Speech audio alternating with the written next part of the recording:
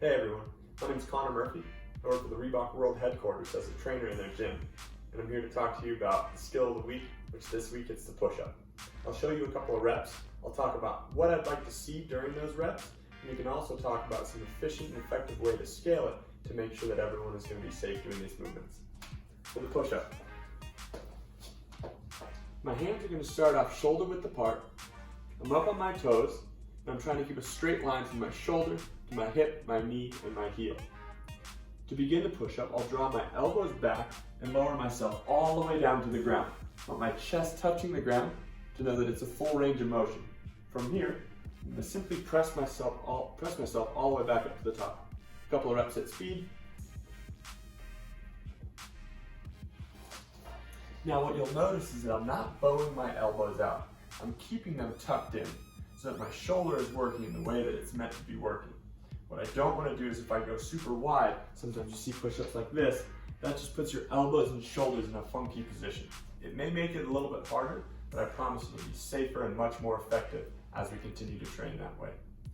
Now, if the push-up is really difficult for you, or you find yourself struggling to get through 3 or 5 reps, what we can do is we can start on our knees. And all the same rules apply. I want a straight line from my shoulder now down to my knee. My elbows will draw back. I'll come all the way down to my chest, press all the way back up. I still want to stay rigid with my upper body. I'm just not pushing as much of my weight. Now notice that we didn't change the range of motion. I still went all the way down and all the way back up. That's very important for keeping your joints happy and healthy.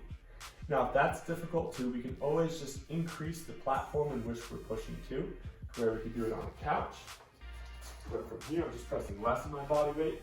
You can even go to a wall to put your hands on, and that way you lower your chest to the wall and press back up. The important things to remember here are 1, your shoulder position, making sure that we're not bowing our elbows out, we're keeping them in tight to our body. 2, the range of motion, we're going all the way down to our chest and pressing ourselves all the way back up. Remember, the range of motion that we see here is the same range of motion that life is going to demand out of you. So all the way down to your chest and press back up. I'd rather see full range of motion, maybe even from your knees, rather than going from your toes and having to shorten that range of motion or put your elbow and shoulder in a funky position. Enjoy, happy push-ups.